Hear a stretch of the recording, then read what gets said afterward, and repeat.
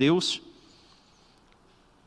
1 Samuel, capítulo 27, do verso 1 a 12, e o capítulo 28, do verso 1 a 2. Assim diz a palavra do Senhor. Disse, porém, Davi consigo mesmo: pode ser que algum dia venha eu a perecer nas mãos de Saul. Nada há, pois, melhor para mim do que fugir para a terra dos filisteus, para que Saul perca de todo as esperanças e deixe de me perseguir-me por todos os limites de Israel. Assim me livrarei da sua mão. Dispôs-se Davi, e com os 600 homens que com ele estavam, passou a Aques, filho de Maoque, rei de Gate. Habitou Davi com Aques em Gate, e ele e os seus homens, cada um com a sua família. Davi, com ambas as suas mulheres, Aionã e Jezreelita, e Abigail, a viúva de Nabal, o Carmelita. Avisado Saul de que Davi tinha fugido para Gate, desistiu de o perseguir. Disse Davi a Aques: se achei mercê na tua presença, dá-me lugar numa das cidades da terra, para que ali habite, porque há de habitar o teu servo contigo na cidade real. Então lhe deu Aques, naquele dia, a cidade de Zinglat, pelo que Zinglat pertence aos reis de Judá até o dia de hoje. Todo o tempo que Davi permaneceu na terra dos filisteus foi 1 ano e 4 meses. Subiu Davi com seus homens, davam contra os Gesuritas, os Gezitas, os Amalequitas, porque eram estes os moradores da terra desde Telã, na direção de Sur, até a terra do Egito. Davi feria aquela terra e não deixava com vida nem homem nem mulher. Tomava as ovelhas e os bois, os jumentos e os camelos e as vestes, voltava e vinha a Aques. Perguntando a Aques: contra quem deste hoje? Davi respondia: contra o sul de Judá, o sul dos Jerezmelitas e o sul dos queneus. Davi não deixava com vida nem homem nem mulher, para os trazer a Gate, pois dizia, para que não nos denunciem, dizendo: assim Davi o fazia. Este era o seu proceder por todos os dias que habitou na terra dos filisteus. Aques confiava em Davi, dizendo: fez ele, por certo, aborrecível para com seu povo em Israel, pelo que me será por servo para sempre. Sucedeu naqueles dias que, juntando os filisteus os seus exércitos para a peleja, para fazer guerra contra Israel, disse Aques a Davi: fica sabendo que comigo sairás a peleja, tu e os teus homens. Então disse Davi a Aques: assim saberás quanto pode o teu servo fazer. Disse Aques a Davi: por isso te farei minha guarda pessoal para sempre. Vamos orar.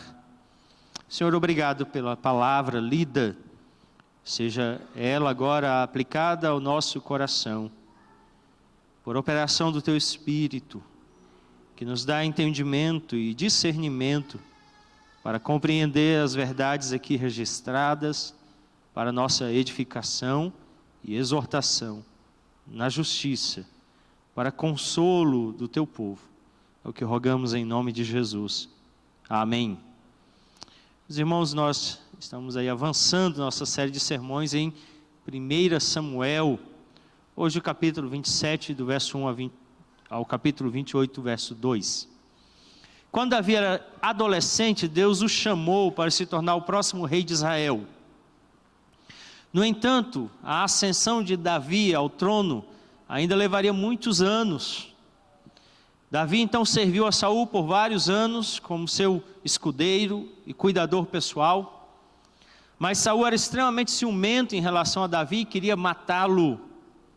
Davi então se tornou, naquele momento, um fugitivo da presença de Saul. Saul tentou matar muitas vezes a Davi. E agora Davi, reiteirado das promessas de Deus, para a preservação própria, decide fugir definitivamente de Saul. Estava ele cansado da perseguição. Ele então se afasta indo para o território do maior inimigo de Israel, os filisteus. Um comentarista de 1 Samuel chamado Richard Phillips, observe em seu comentário algo interessante. Há alguns anos, uma sociedade de ateus publicou um folheto destacando várias falhas de personagens bíblicos. Por exemplo, neste folheto eles diziam que Abraão estava disposto a sacrificar a honra da esposa para salvar-se. Neste folheto fizeram referência a versículos da Bíblia que confirmam isso. Também observaram que Abraão é chamado de amigo de Deus. E então no final do folheto eles perguntam: que tipo de Deus faria amizade com um homem tão desonroso? O folheto continua e nele eles dizem assim: Jacó era um mentiroso e trapaceiro. Então registram que Deus fez Jacó um príncipe de seu povo. E eles então novamente perguntam: que Deus é esse? Que divindade é essa? Que permite que uma pessoa com um caráter enganoso seja chamado de príncipe? Em seguida, o folheto menciona que Moisés era um assassino. E ainda assim, Deus o escolheu para ser o portador da lei dele ao mundo. O folheto então menciona Davi, o pior de todos. Diz que ele seduziu Betseba, matou o esposo dela para encobrir o seu adultério. Mas o folheto observa que a Bíblia diz que Davi era um homem segundo o coração de Deus. E eles perguntam: que tipo de Deus poderia encontrar tanto elogio para um homem assim? Phillips continua registrando em seu comentário e diz assim: os cristãos concordam com tudo isso, com cada acusação e cada palavra deste folheto. Mas devemos primeiro reconhecer que tudo que está contido nesse folheto é verdadeiro. De fato, os cristãos afirmam que cada personagem das Escrituras, com exceção do Senhor Jesus Cristo, é falho, totalmente depravado e pecaminoso. Não há um homem sequer, nenhum, todos a uma se extraviaram. Não há um justo sequer. Isso declaramos e temos crido.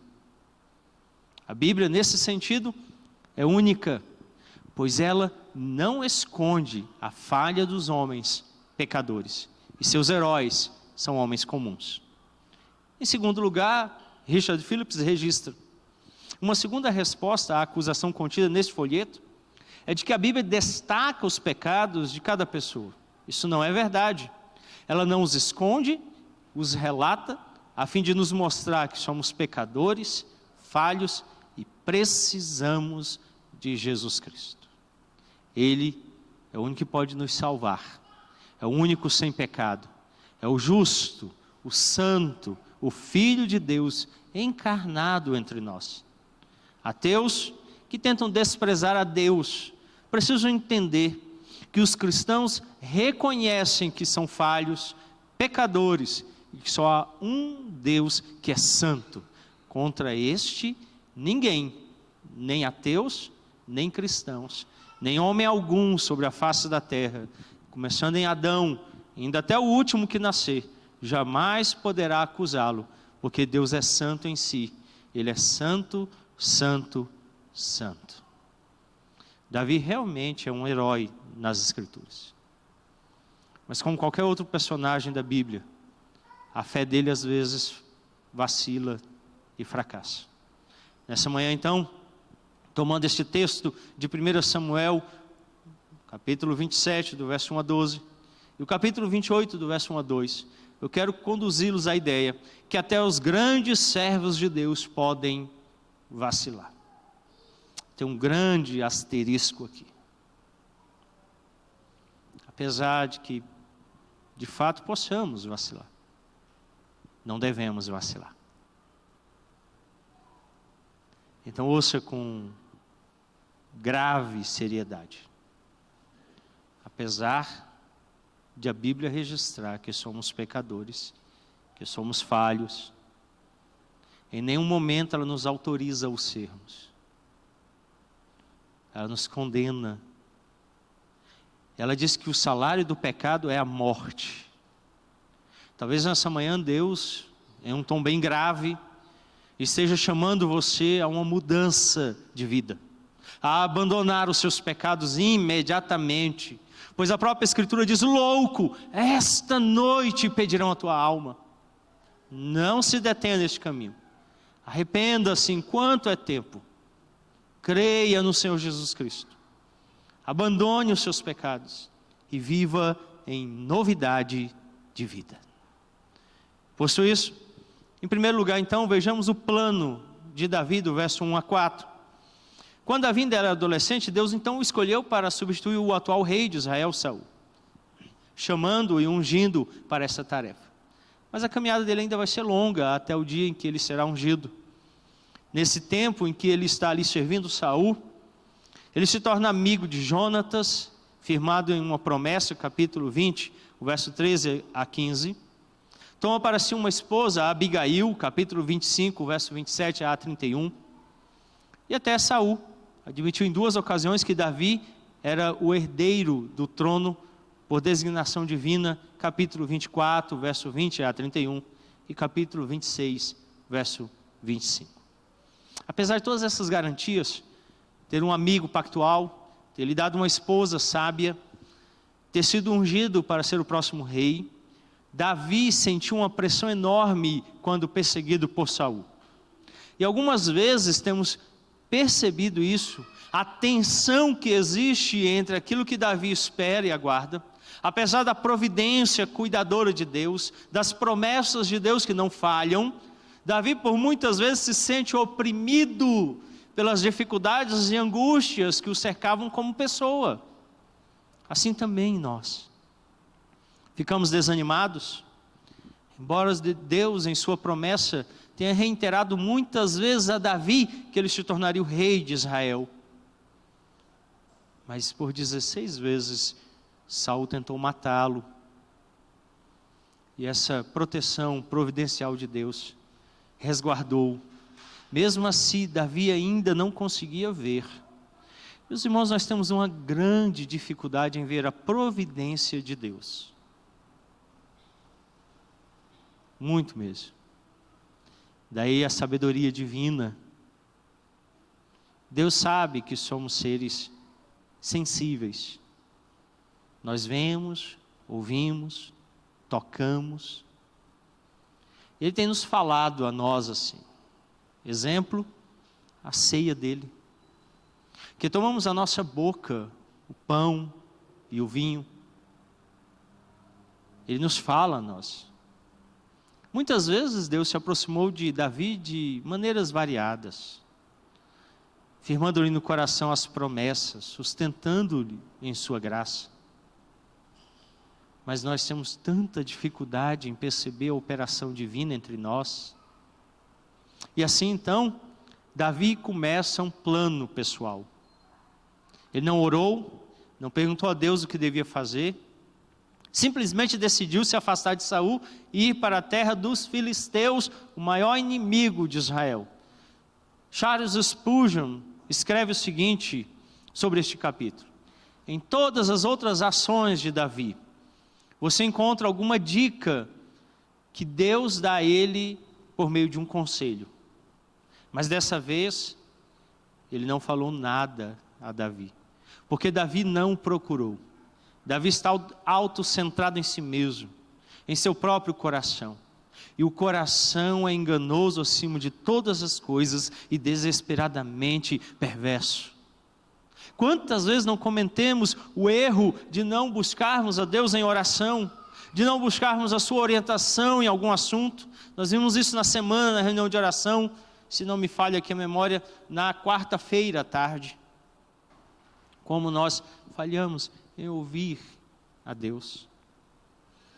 E agora então Davi, centrado em si mesmo, toma uma decisão. Pega as suas duas esposas, a Ionã e a Abigail, 600 homens que estavam com ele, e vai para o meio dos filisteus. Então agora, em segundo lugar, nós vemos esse lugar onde Davi se encontra. Os versos 5 a 7. Ele chega a Gat, com 2.000 a 3.000 pessoas junto com ele. Era a cidade natal de Golias, a quem ele tinha matado antes de fugir. Ele passou por Gat e mostrou o poder e a força dele com a própria espada que ele tinha matado a Golias, degolado ele. O rei de lá sabia quem era Davi, o que ele significava para Israel. E então ele procura o rei Ax.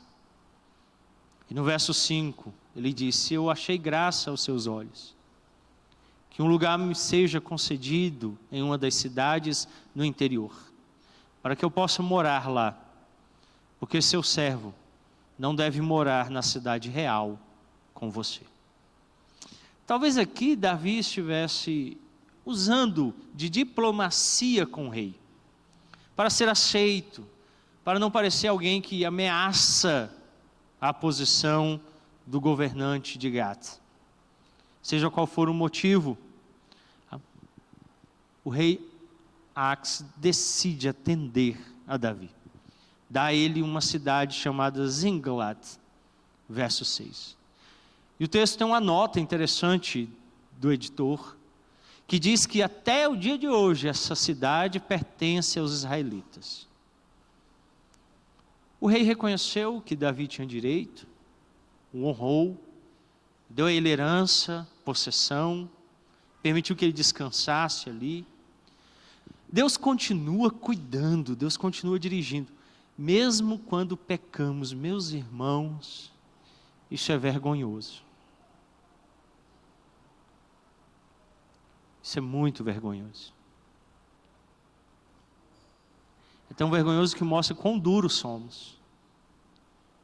A Escritura está mostrando que um homem chamado por Deus, cuidado, guardado por Deus, decide esquecer Deus e dirigir a sua vida por si mesmo. Nós somos assim. Às vezes de segunda até sábado Deus não existe.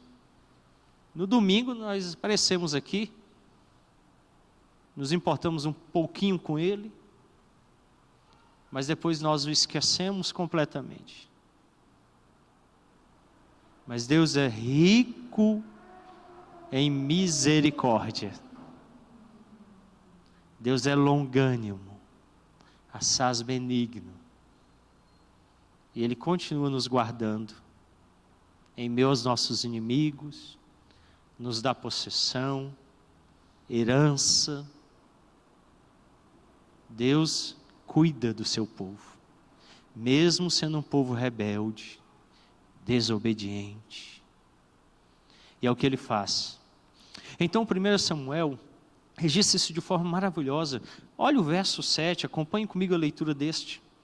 Em todo o tempo que Davi permaneceu na terra dos filisteus, foi 1 ano e 4 meses.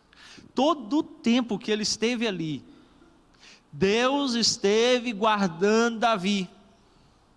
Mesmo quando ele tomou decisões erradas a partir de si mesmo, Deus não o abandona. Deus não nos abandona. Nós erramos, falhamos, somos pecadores. Ele continua guardando, conduzindo, guiando, protegendo. Todo o tempo, diz o texto, 1 ano e 4 meses. Davi teve herança, possessão. Em toda a Escritura, filisteu sempre é oposição a Israel. E agora Davi toma uma decisão pecaminosa, vai para o meio do inimigo do povo de Deus, e Deus diz assim: mesmo lá, mesmo errando, mesmo no meio dos inimigos, eu vou continuar te guardando. Deus tem nos guardado. Aprenda a ter um coração grato a Deus. Aprenda a reconhecer o cuidado. Aprenda a vir à casa de Deus e dizer: Senhor, tenho pecado contra ti, tenho desobedecido a ti, mesmo assim o Senhor é bondoso comigo, mesmo assim o Senhor é gracioso comigo, eu não sou merecedor de nada, mesmo assim o Senhor tem sido bondoso em todo o tempo comigo. Talvez pudéssemos agora aqui fazer experimento social.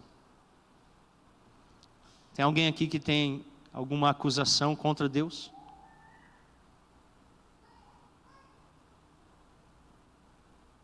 Não há na face da terra, em nenhum momento, ninguém em lugar nenhum, nem homem em posição alguma, que possa acusar Deus de alguma coisa. Deus é santo, santo, santo é o Senhor. Mas se nos voltarmos para Ele agora e perguntarmos se há contra nós alguma acusação, ai Senhor, pereceremos todos, a uma morreríamos todos. Contra nós há acusações muitas, mesmo assim Ele continua nos guardando, derramando bênçãos, nos amando. Deus é bom. Mas veja como que Davi age. Olha a prática dele, versos 8 a 12. Verso 8: subiu Davi com seus homens, davam contra os Gesuritas, Gersitas, os Amalequitas, porque eram estes os moradores da terra, desde Selã, a direção de Sur, até a terra do Egito. Eram pessoas que moravam nas proximidades de Zinglat, inimigos hostis aos filisteus. Mas o escritor de 1 Samuel continua registrando o que aconteceu, e no verso 8 diz que eles eram habitantes da terra de Sur, até o Egito. Curiosamente, séculos antes, Deus tinha dito ao povo de Israel, através de seu servo Moisés, que entrasse na terra de Israel, e deviam, Deuteronômio 7, de 1 a 5, capítulo 20, verso 16 a 18, Números 33, 50 a 56, completamente destruir cada um dos habitantes daquela terra. Mas no momento que entraram na terra prometida, os israelitas não destruíram completamente os inimigos de Deus, e deixaram que ali permanecesse. Quando Davi então ataca essas pessoas, ele destrói a cada um deles, pegando seus animais, tudo que tinham, inclusive as roupas, não deixando nada para trás. Mas quando o rei Ax lhe pergunta o que ele tem feito, eu quero que você observe o verso 10 agora, perguntando a Ax, contra quem deste hoje? Ele sabia que Davi vinha lutando. A manutenção de uma cidade naquele período exigia embates militares diários, constantes. E então ele pergunta a Davi. Davi respondia: contra o sul de Judá, o sul dos Jeremelitas e o sul dos queneus. A resposta de Davi não é verdadeira. Em outras palavras, ele mentiu. O ataque de Davi não era contra Judá, mas sim contra os Gesuritas, Gesitas e os Amalequitas. O texto não registra o motivo pelo qual ele decide fazê-lo, mas diz que ele mentiu. Um estudo recente mostrou que as pessoas contam mentiras pequenas e egoístas, mas que provavelmente, para falsificar mentiras maiores, continuarão crescendo mais e mais a cada dia em suas mentiras e falsificações. Com o tempo, esse estudo relata que o cérebro começa a se adaptar à desonestidade. Os pesquisadores descobriram então evidências que mostram claramente que essas ações mentirosas, quando continuadas por um tempo, tornarão as pessoas financiadores corruptos, cônjuges infiéis, e se espalhará em outras áreas de uma má conduta social, clara e notória. às vezes nós contamos mentiras, ou sombreamos a verdade.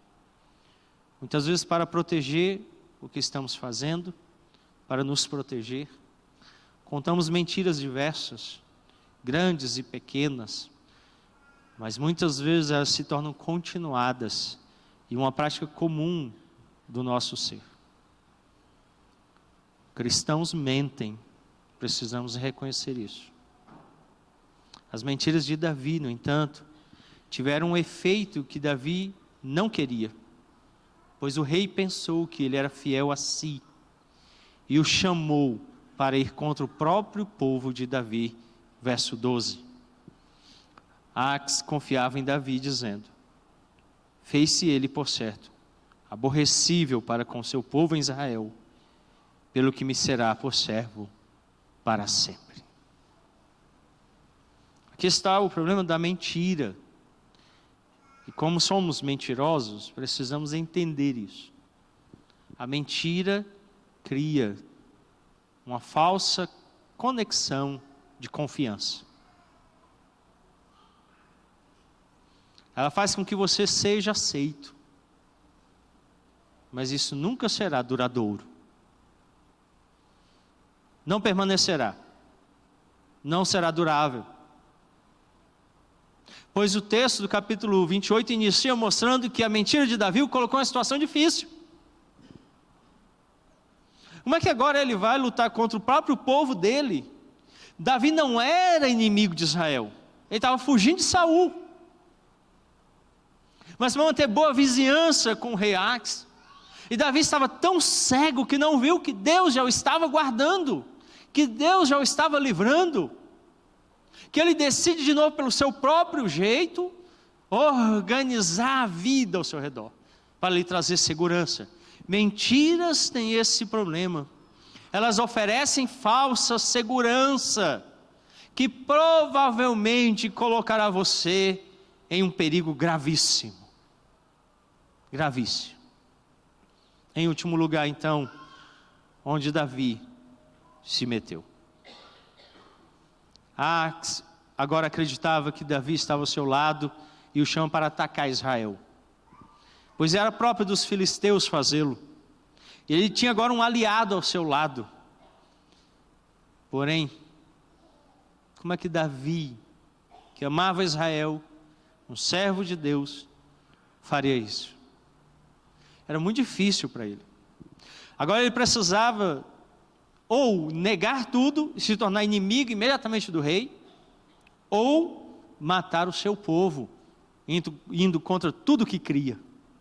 Assim, as mentiras muitas vezes nos colocam em situações difíceis, sem saída. Um mentiroso geralmente se encontra num beco sem saída, sem alternativas. Ele começa a se colocar em situações tão complexas que não há solução para o problema dele. Vejam como Davi é tolo. Ele não tinha um problema real. Ax o tinha recebido. Não só o tinha recebido, mas tinha lhe concedido lugar para morar, para habitar. Isso era tão notório e claro que o editor do texto diz: até hoje aquela terra continua sobre a possessão dos filhos de Israel. Quando você volta a lugares do interior, você encontra, aquelas fazendas e fala assim: fazenda do fulano. Não, a fazenda não é mais do fulano, ele vendeu. Mas não, ele passou para o filho, aí o filho passou para o neto desfez, vendeu, hoje é do ciclano. Mas aquilo lá foi do vô dele. Aqui a terra continua sendo de Israel. Deus moveu o coração do rei mesmo para beneficiar a Israel, mesmo que ele fosse inimigo do povo de Deus. Mas Davi não vê isso. Lembra do que eu falei no início? Como nós somos tão maus, que não percebemos a graça de Deus, ficamos cegos por cuidado dele, e começamos a tomar decisões tolas, burras, e para então, muitas vezes, corrigir nossas falhas, mentimos, ou damos um jeitinho como Davi, e brasileiro gosta de jeitinho, e aí as coisas ficam piores. Mentiras tendem a crescer, se tornam situações embaraçosas e contribuem para situações mais embaraçosas ainda. Não pensemos que Deus nos livrará de nossas dificuldades. Apesar dele fazê-lo com Davi, Deus muitas vezes permitirá que soframos as consequências de nossas faltas, de nossas mentiras, nossa falta de confiança nele. Ele é um pai amoroso e quer ensinar seus filhos, corrigindo-os. Portanto, meus irmãos, analisando o incidente de Davi junto aos filisteus, em 1 Samuel 27, do verso 1 até o capítulo 28, verso 2. Mesmo que nossa fé vacile, e vacilará muitas vezes, porque somos ainda falhos, devemos olhar para Deus e nos lembrar que Ele tem todo o tempo cuidado de nós. Então aqui, dica pastoral, anota aí. Pode escrever assim, dica do pastor. Grifa e escreve do lado. Quando a minha fé vacilar, e ela vai vacilar, ela fraqueja, porque ela está em nós que somos pecadores ainda. Lembre-se que Deus não falha nas suas promessas. Nós vimos isso na semana passada, na nossa reunião de estudo bíblico, quando tratamos da perseverança dos santos. Mesmo que por pouco tempo, não definitivamente, venhamos a cair, Deus não abre mão de ser o nosso Deus, continua sendo o nosso Deus, continua cuidando de nós. Mas anote aí, Ele não vai passar a mão na sua cabeça. Quando você falhar, quando você pecar, Ele deixará que venha sobre você as consequências das suas faltas. E Ele vai cobrar de você. E você precisa responder. Nessa hora então, seja homem, assuma, pague o preço, sofra. É algo que muito me irrita no pastorado. A pessoa escolhe pecar, peca, fere a honra de Deus, fere a si mesmo, fere o próximo. Aí quando chega aqui, você dá uma palavrinha dura. Mas aí, pastor, você me expõe. Aí, pastor, você me humilha. Aí, pastor, você vai me... Olha, não venha com essa conversinha para mim, não. Humilhe-se. Sofra as dores. Deixe que a consequência da mão de Deus venha sobre você. Veja que você tem sido falto, pecaminoso. E que Ele continua sendo bom e santo. Já aí é uma grande distância entre a criatura e o Criador, que Ele já poderia nos consumir com a sua ira. Mas manhã após manhã, Ele não permite que a ira dEle nos consuma. Ele derrama a sua misericórdia sobre nós. Então lembre-se de Isaías, o profeta, que escreveu o maior livro, que é um evangelho no Antigo Testamento, é conhecido como o evangelho do Antigo Testamento. Quando se deparou com Deus Santo, caiu de joelhos e disse: perecerei. Sou pecador e pertenço a um povo pecador. É isso que você tem feito? Ou cheio de empáfia, você fica em pé, estendendo o dedo contra Deus, culpando, ferindo aquele que é santo? Não haja assim. Tenha fé. Procure o Deus Salvador, que continua preservando os heróis da fé, que podem vacilar. Deus é Deus. A fé em Cristo nunca deve vacilar, e nunca vacilará. Ela deve ser a nossa âncora da alma. Mesmo em meio às grandes ondas e tempestades da vida, ela deve nos manter firmes em Cristo Jesus. Olhe para Ele, continue amando a Ele, e Ele é o nosso Redentor. Oremos. Senhor, obrigado por essa manhã, pela graça do Evangelho, porque o Senhor permite que pecadores, falhos como somos, que exemplo de Davi, também mentimos, Que a exemplo de Davi também tomamos decisões tolas a partir de nós mesmos, esquecendo-nos de que o Senhor é um Deus sábio e nos ama. E assim, nossas tolices e nossos pecados nos colocam em situações difíceis. Mas Deus continua sendo o nosso Deus, continua pela providência guardando o seu povo e livrando o seu povo, amando o seu povo.